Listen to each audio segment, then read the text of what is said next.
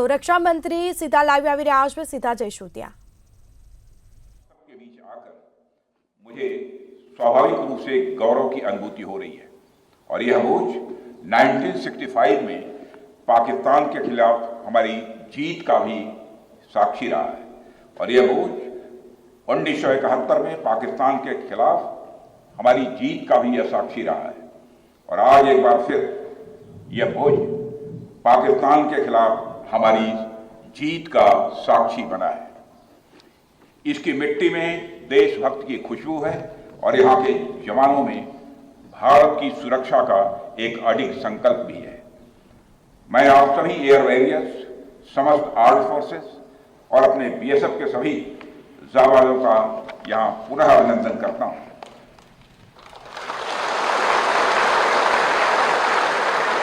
अभी कल ही मैं श्रीनगर में सेना के अपने वीर जवानों से मिलकर लौटा हूँ और आज मुझे आपके बीच आने का यहाँ अवसर मिला है। कल मैं भारत के उत्तरी भाग में जवानों से मिला और आज मैं भारत के पश्चिमी भाग में अपने एयर वॉरियर्स और अन्य जवानों से भी यहाँ मिल रहा हूँ। दोनों ही फ्रंट्स पर हाई एनर्जी और हाई जोश देखकर सच्चाई है कि मैं स्वयं को अपने को उत्साहित महसूस कर रहा हूँ और आश्वस्त हूँ कि भारत की सीमाएं आप सभी के मजबूत भुजाओं से पूरी तरह से सुरक्षित है। ऑपरेशन सिंदूर, और मैं बताना चाहता हूँ ऑपरेशन सिंदूर नाम किसने दिया? ऑपरेशन सिंदूर का नाम हमारे देश के यशस्वी प्रधानमंत्री आदरणीय नरेंद्र मोदी ने दिया, जो इसी जापान की धरती, इसी गुजरात की धरती पर गुजरात की मां को और ऑपरेशन सिंदूर के दौरान जो कुछ भी आपने किया है, समस्त हिंदुस्तानियों को, चाहे वो भारत के रहने वाले हों अथवा दुनिया के दूसरे देशों में रहने वाले हों, सभी गौरवान्वित हुए हैं। भारतीय वायुसेना के लिए सिर्फ 23 मिनट यह काफी थे पाकिस्तान की सरजमीन पर पल रहे आतंक के अजगर को कुचलने के लिए, और वह आपने करके दिखाया है।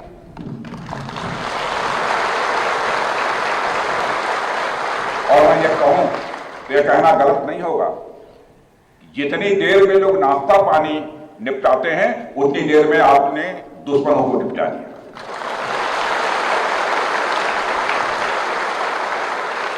आपने दुश्मनों की जमीन पर जाकर आपने मिसाइलें गिराई है। उसकी गूंज केवल भारत की सीमाओं तक ही सीमित नहीं रही है, बल्कि सारी दुनिया ने सुना है मेरे दोस्तों, सारी दुनिया ने सुना। और वास्तव में वह गूंज सिर्फ मिसाइल्स की ही नहीं थी, वह गूंज थी आपके शौर्य की और भारत के सेना के जवानों के पराक्रम की। ऑपरेशन सिंदूर में भारतीय वायुसेना ने जो प्रभावी भूमिका निभाई है, उसकी सराहना इस देश में ही नहीं बल्कि दुनिया के दूसरे देशों में भी हो रही है। आपके इस ऑपरेशन में न केवल दुश्मनों को डोमिनेट किया है आपने, बल्कि उन्हें डेसिमेट करने में भी कामयाबी हासिल की है। आतंकवाद के खिलाफ चलाए गए इस अभियान को नेतृत्व हमारी एयरफोर्स ने ही किया और हमारी एयरफोर्स एक ऐसी स्काई फोर्स है जिसने अपने शौर्य, पराक्रम और प्रताप से आसमान की नई और बुलंद ऊंचाइयों को भी छू लिया है। मैं chief air marshal AP Singh को भी इसके लिए मैं बधाई देना चाहता हूं, उनके पूरे ऑफिसर्स, उनके पूरे टीम, उनके सारे जवानों को भी मैं बधाई देता हूं।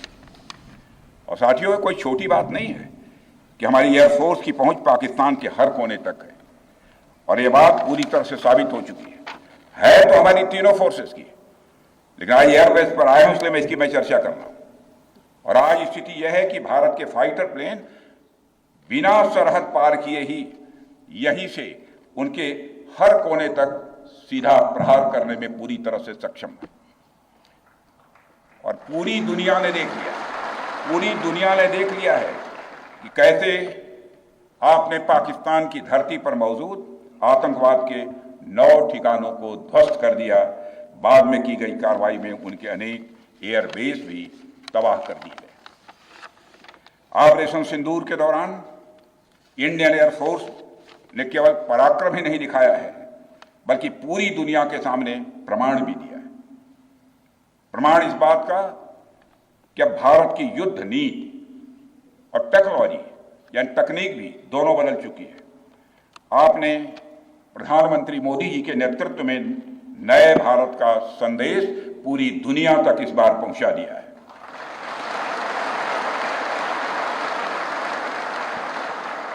और साथियों, यह संदेश है कि अब भारत केवल विदेशों से इंपोर्ट किए गए हथियारों और प्लेटफॉर्म्स पर ही निर्भर नहीं है, बल्कि भारत में बने अस्त्र और शस्त्र भी हमारी सैन्य शक्ति का अब हिस्सा बन चुके हैं। अब भारत में बने और भारतीय हथियारों से बने हथियार भी अचूक और अभेद्य हैं। यह पूरे विश्व ने देख लिया है। ब्रह्मोस मिसाइल की ताकत को तो पाकिस्तान ने खुद स्वीकार कर लिया है। हमारे देश में एक कहावत काफी पुरानी है और वह है दिन में तारे दिखना।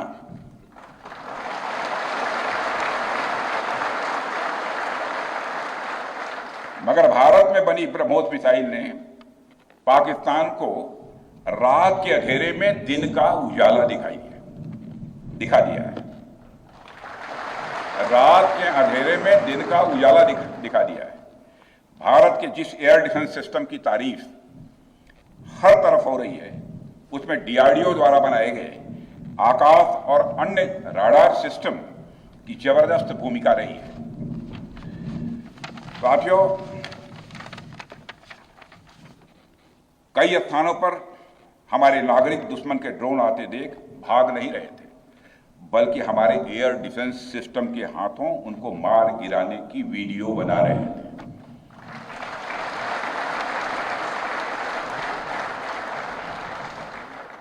अब ड्रोन देखकर लोग भागने लगते हैं, लेकिन हमारे भारत के नागरिक वीडियो बना रहे थे। साथियों, आपने पाकिस्तान में मौजूद टेरर इंफ्रास्ट्रक्चर के खिलाफ प्रभावी कार्रवाई की है, मगर पाकिस्तान फिर से इस कोशिश में लग गया है कि ध्वस्त हुए आतंकी ढांचे को फिर से खड़ा किया जाए। वहां की सरकार पाकिस्तानी आम नागरिकों से लिया गया टैक्स जैशे मोहम्मद जैसे आतंकवादी संगठन के आका मसूद अजहर को करीब 14 करोड़ रुपए देने में खर्च करेगी, जबकि वह यूनाइटेड नेशंस डेजिग्नेटेड टेररिस्ट घोषित हो चुका है। इतना ही नहीं, लश्कर-ए-तोयबा और जैश-ए मोहम्मद के मुरुद के और बहावलपुर स्थित टेरर इंफ्रास्ट्रक्चर को फिर से खड़ा करने के लिए पाकिस्तान सरकार ने आर्थिक सहायता देने की घोषणा की है, लेकिन निश्चित रूप से इंटरनेशनल मॉनेटरी फंड से आने वाले $1 बिलियन के बड़े हिस्से को टेरर इंफ्रास्ट्रक्चर को फंड करने में इस्तेमाल होगा, ऐसा मेरा मानना है। क्या यह इंटरनेशनल मॉनेटरी फंड IMF द्वारा, जो कि एक इंटरनेशनल ऑर्गेनाइजेशन है, उसके द्वारा इनडायरेक्ट फंडिंग इसे नहीं माना जाएगा? मैं दुनिया के लोगों के सामने यह सवाल रखना चाहता हूं। इसलिए मैं मानता हूं कि आज के समय में पाकिस्तान को किसी भी तरह की आर्थिक सहायता टेरर फंडिंग से कम नहीं है। भारत यही चाहेगा कि IMF पाकिस्तान को अपनी $1 बिलियन की असिस्टेंस पर वह पुनर्विचार करे और आगे भी किसी भी तरह की सहायता देने से IMF परहेज करे। भारत नहीं चाहता जो फंडिंग हम IMF को करते हैं वह डायरेक्ट या इनडायरेक्ट किसी भी तरीके से पाकिस्तान या किसी भी देश में टेरर इंफ्रास्ट्रक्चर को बनाने में वह इस्तेमाल की जाए। हम नहीं चाहते। साथियों, अब यह स्पष्ट हो गया है कि पाकिस्तान में आतंकवाद और वहां की सरकार का चोली दामन का संबंध है। स्टेट और नॉन स्टेट एक्टर के बीच का नकाब अब पूरी तरह से उतर चुका है। अतः इस परिस्थिति में यदि वहां परमाणु अस्त्र एटॉमिक वेपन रहते हैं तो इस बात की संभावनाओं को भविष्य में नकारा नहीं जा सकता कि कभी वो आतंकवादी तत्वों के हाथों में चले जाएं। ये सिर्फ भारत के लिए नहीं बल्कि पूरी दुनिया के लिए और पाकिस्तान की आम जनता के लिए भी एक गंभीर खतरे की बात होगी। सारे विश्व और खासकर पाकिस्तान की आवाम को यह समझना होगा कि वो कितने बड़े खतरे के मुकाम पर बैठे हैं। वो एक ऐसे बारूद की ढेर पर बैठे हैं जिसके चारों तरफ माचिसों आपस में लड़ते हुए लोग हैं। इस हालात के लिए पाकिस्तान की फौज को संदेश देना चाहूंगा, कागज का है लिबास, कागज का है लिबास, चिरागों का शहर है, चलना संभल संभल के क्योंकि तुम नशे में हो।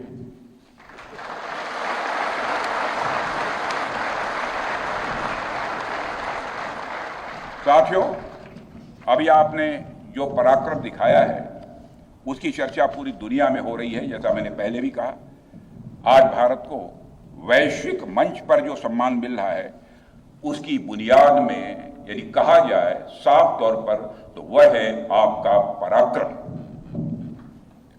और यही कारण है कि भारत का बच्चा बच्चा आपको अपना आइडल मानता है, बच्चा बच्चा आपको अपना आदर्श मानता है। आपने पूरे देश को यकीन दिलाया है कि नया भारत अब सहन नहीं करता बल्कि वह पलटकर जवाब देता है।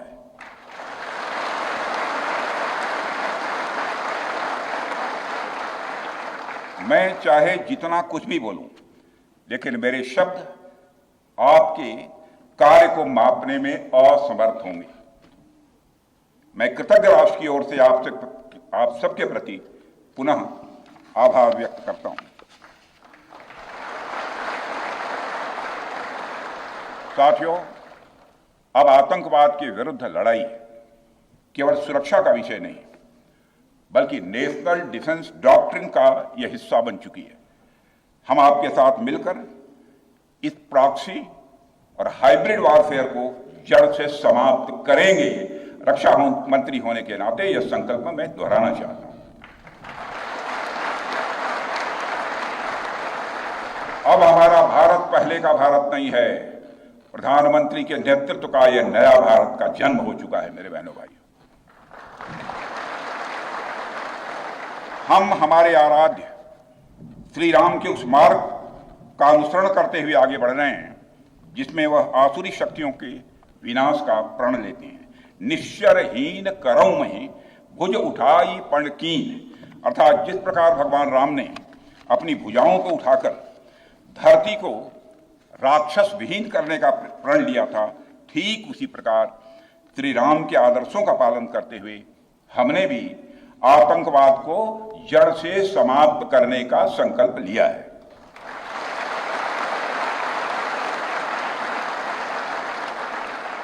साथियों, प्रधानमंत्री मोदी जी के नेतृत्व में हमारी सरकार आने के बाद सैन्य मामलों को लेकर भारत की सोच और सामर्थ्य दोनों में अभूतपूर्व बदलाव आया है। हम भगवान राम के उस सिद्धांत का पालन करते हैं, सठ संग विनय, कुटिल संग प्रीति, सहज कृपण संग सुंदर नीति, अर्थात दुष्ट के साथ विनम्रता, कुटिल के साथ सदाशयता और कंजूस के साथ उदारता का आचरण कभी भी नहीं करना चाहिए। मैं आप लोगों को भी बता रहा हूं, बल्कि सठे साठ्यम समाचरेत या टिट फॉर टैट।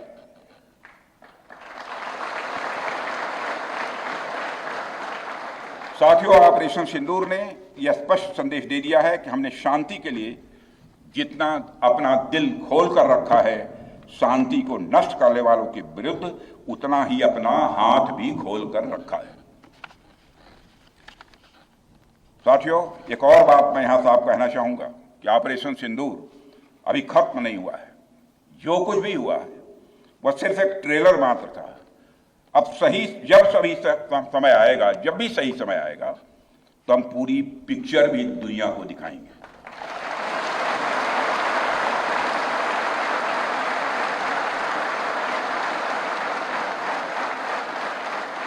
साथियों, आप सब तो जानते ही होंगे कि भारत में जब भी कोई उपद्रवी तत्व होता है जिसको लेकर यह आशंका रहती है कि यह भविष्य में कुछ उपद्रव कर सकता है, तो उसको मजिस्ट्रेट एवं पुलिस द्वारा गुड बिहेवियर के प्रोबेशन पर रखा जाता है।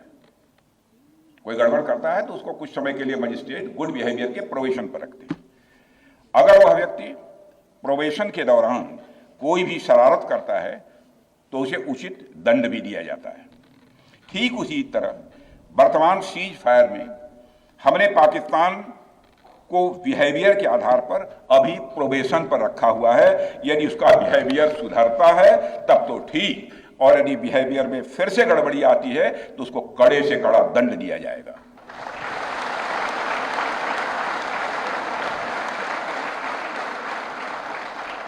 मैं फिर से इसे दोहराना चाहता हूं, अभी भारत ने पाकिस्तान को प्रोबेशन पर रखा है।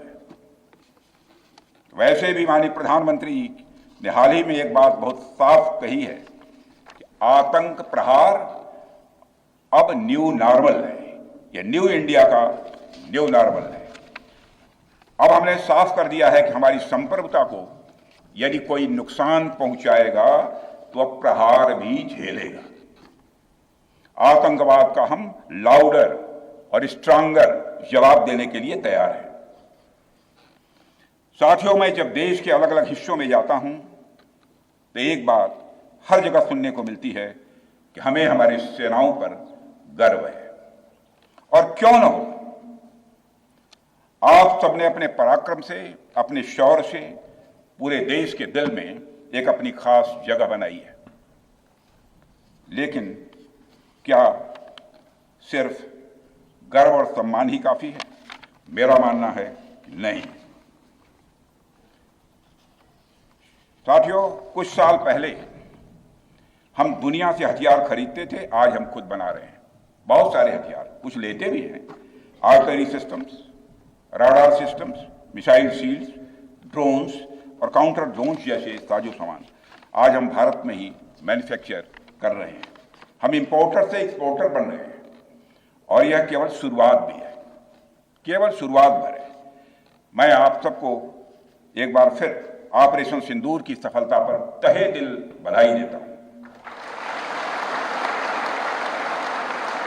और मैं बस इतना कहूंगा कि आपके पराक्रम ने यह दिखा दिया है कि यह वो सिंदूर है, यह वो सिंदूर है जो श्रृंगार का नहीं बल्कि शौर्य का प्रतीक है। यह वह सिंदूर है जो सौंदर्य का नहीं बल्कि संकल्प का प्रतीक है। यह सिंदूर खतरे की वह लाल लकीर है, यह सिंदूर खतरे की वह लाल लकीर है जो भारत ने अब आतंकवाद के माथे पर खींच दी है।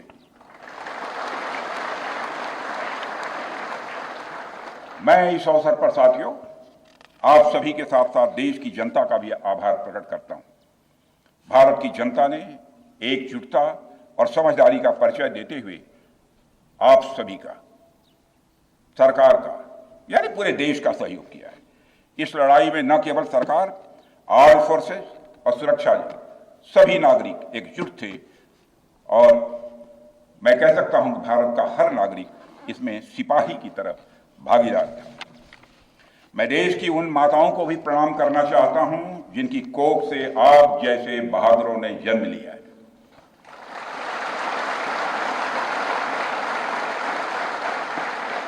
मैं उन परिवारों को भी नमन करता हूं जिन्होंने आपको पाला पोसा और बिना किसी हिचक के राष्ट्र की सेवा के लिए आपको समर्पित कर दिया। और मैं आपको आश्वासन देता हूं, सरकार और देश की जनता हर कदम पर, हर स्थिति में आपके कंधे से कंधा मिलाकर आपके साथ खड़ी है। और मुझे पूरा विश्वास है कि आपके सहयोग से हम इस पूरे रीजन में आतंकवाद का समूल नाश करेंगे, ताकि कल को कोई भारत की संप्रभुता के खिलाफ आंख उठाने की हिमाकत न कर सके।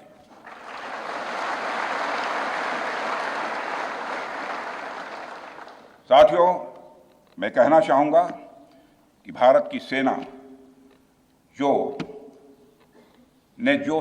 अदम्य शौर्य दिखाया है और सरकार ने जो अद्भुत कूटनीतिक परिदृश्य बनाया है, मैं फिर से दोहराना चाहूंगा, भारत की सेना ने जो अदम्य शौर्य दिखाया है और सरकार ने जो अद्भुत कूटनीतिक परिदृश्य बनाया है, उसके आधार पर मेरे बहादुर जवानों, आप आश्वस्त रहिए कि भारत के भविष्य का सूर्य प्रखरता के साथ उदित होने वाला है और यह सब रात के टिमटिमाते हुए नक्षत्रों की तरह बुझने वाले हैं। इसलिए आज मैं कहने आया हूं, सेनानी करो प्रयाण अभय, सेनानी करो प्रयाण अभय, भावी इतिहास तुम्हारा है, सब नखत अमा के बुझते हैं, सारा आकाश तुम्हारा है। इन्हीं शब्दों के साथ पुनः आप सबके प्रति आभार व्यक्त करते हुए और साथ ही आपके सभी परिवार के सदस्यों के प्रति कृतज्ञता ज्ञापित करते हुए, उनके प्रति हृदय से सम्मान की अभिव्यक्ति करते हुए अपना निवेदन समाप्त करता हूं। बोलिए भारत माता की, भारत माता की, बोले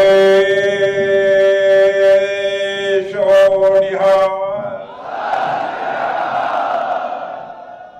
और बोले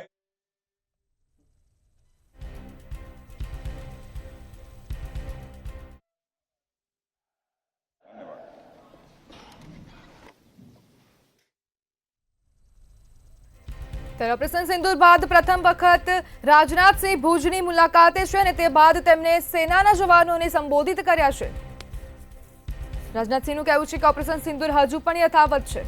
દેશના જવાનોએ ઓપરેશન સિંદૂરને પૂરું કર્યું। દેશના જવાનો માટે આ ગર્વની ક્ષણ છે તેવું રાજનાથસિંહે જણાવ્યું।